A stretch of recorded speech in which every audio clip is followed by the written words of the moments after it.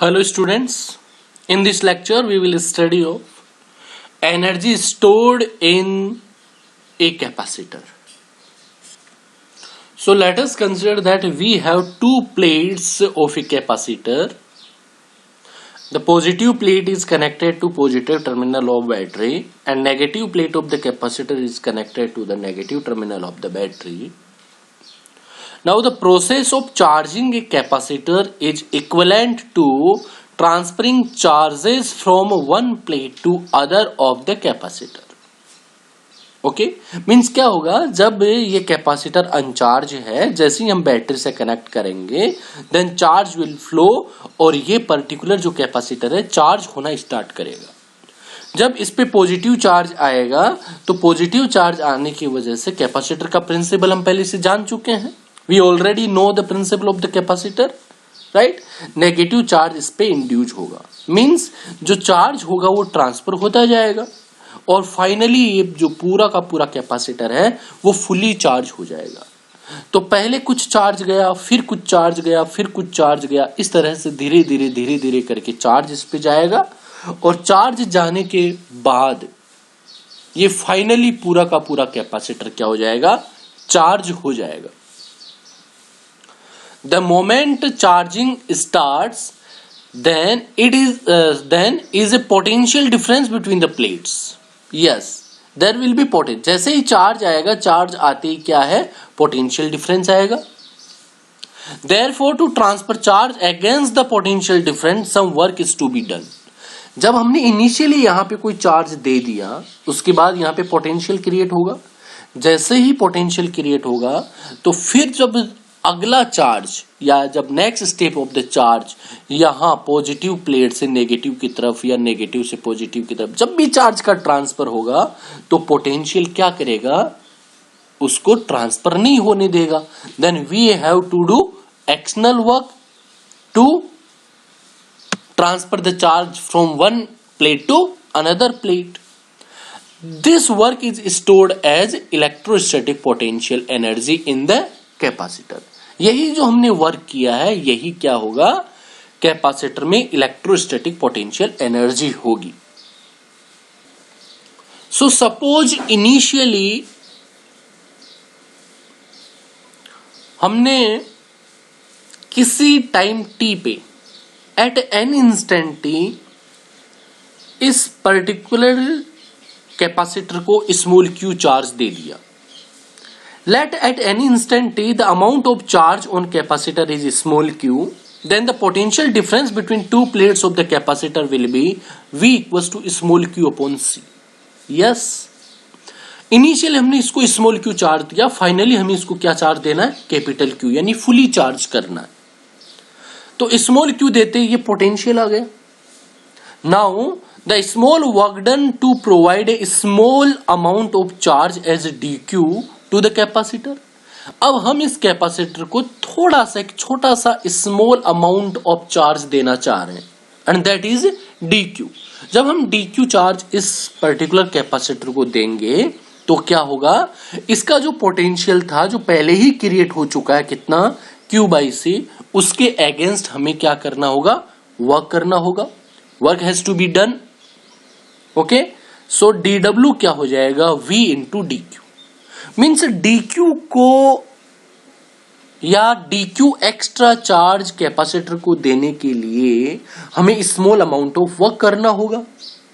ठीक है, किसके against, v equals to small q upon c के अगेंस्ट. क्यों, क्योंकि हमने स्मॉल q चार्ज तो पहले ही दे दिया था जिसमें हमें कोई वर्क नहीं करना पड़ा.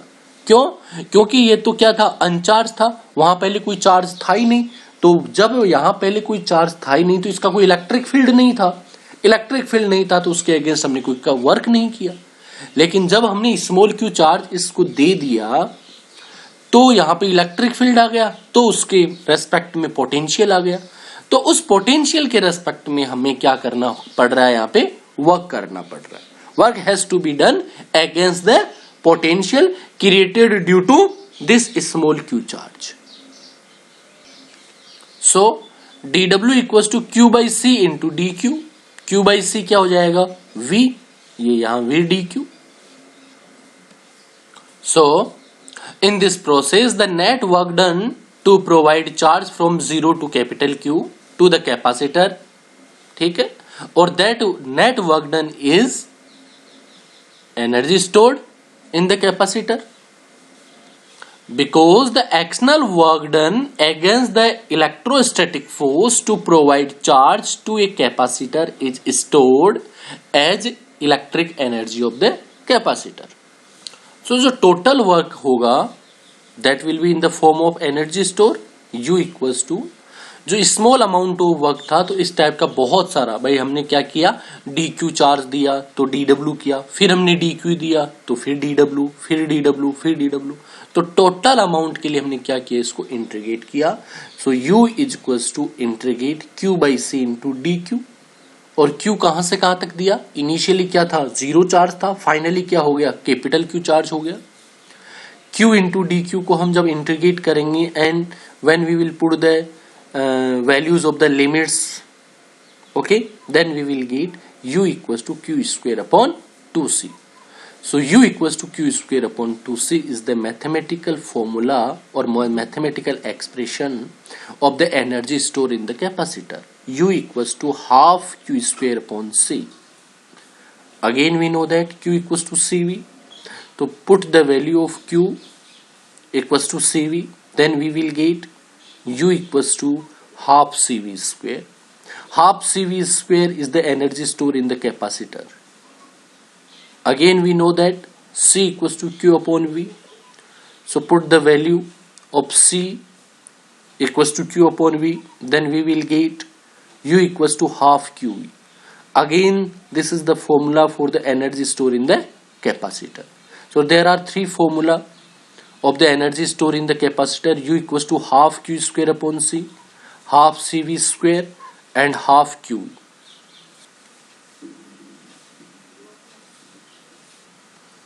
Now same for parallel plate capacitor, means energy stored in parallel plate capacitor. Okay, so इसके लिए parallel plate capacitor के लिए जो electric field inside the capacitor होगा, that will be equals to sigma upon epsilon naught, and that is equals to q upon a into epsilon naught. So the charge होगा that will be equals to epsilon naught ae. Okay, and the potential difference between the plates क्या होगा, v equals to e into d. So energy store equals to u equals to half q into v. Okay, then q कितना हो जाएगा, q equals to epsilon naught ae. Okay, epsilon naught ae, ये आपका q जो charge है that is equals to epsilon naught ae. ये कब है, जब ये फुली चार्ज हो गया, कब तक, कैपिटल Q तक. जब ये फुली चार्ज हो गया तो total amount of net charge on the capacitor is epsilon not into A area of the plate into E electric field inside the capacitor. So when we will put the value, we will get u equals to half epsilon naught e square into a into d. जैसे हम ये values put करेंगे then we will get this one. Now मतलब क्या है कि अगर ये एरिया आपका a है और इनके बीच का डिस्टेंस d है, तो अगर हम इसको पैक करते हैं तो ये क्यूबॉइड शेप बन जाएगा या क्यूब शेप बन जाएगा.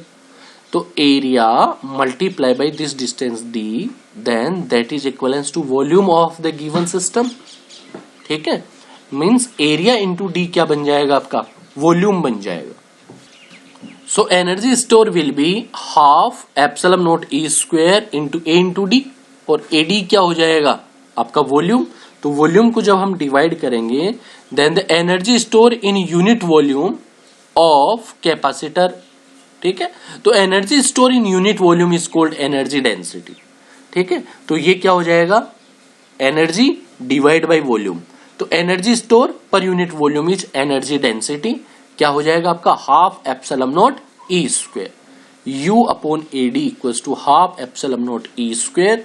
सो u equals to half epsilon nought E square. That is the mu. Mu is energy store per unit volume और energy density. u is energy store in the capacitor and mu is energy store per unit volume in the capacitor. So the very important point is work done by the battery in the process of charging of the capacitor. जब capacitor आपका charge हो रहा है तो battery ने कितना काम किया. ठीक है, then W equals to charge given by the battery into potential. Means battery ने कितना चार्ज दिया, charge given by the battery into potential. जैसे अगर हमने कैपेसिटर को फुली चार्ज किया देन कैपिटल क्यू चार्ज दे दिया हमने उसको, then capital Q into V. क्या हो गया, work done by the battery in the process of charging of the capacitor. Q equals to CV, then CV square. W equals to क्या हो जाएगा, क्यू स्क्वायर अपॉन 2. तो generally energy store in the capacitor is half Q V, half CV square and half Q square upon C.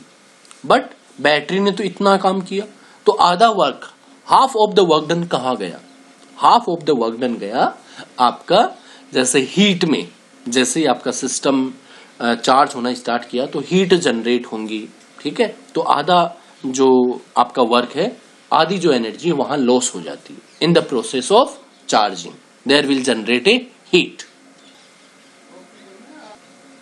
So there is the energy loss in the process of charging in the form of heat, and this is equivalent to amount of energy stored in the capacitor.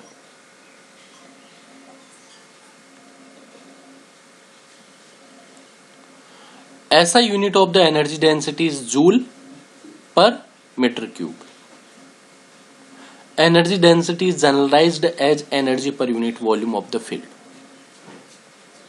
अब energy store in series combination of the capacitor क्या हो जाएगा, half C V square, C is C equivalent of the series combination. ठीक है, तो यहां 1/c की value रख देंगे यहां से.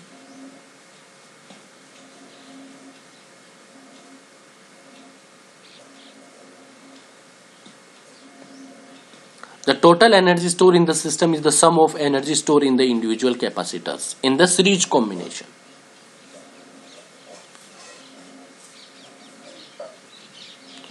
अब अगर पैरेलल कॉम्बिनेशन की बात करते हैं, देन सी इक्विवेलेंट आपका ये है, then half C V square में सी इक्विवेलेंट की वैल्यू रख देंगे.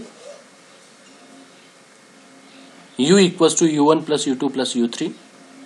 The total energy stored in the system is the sum of energy stored in the individual capacitors. Okay students, thank you.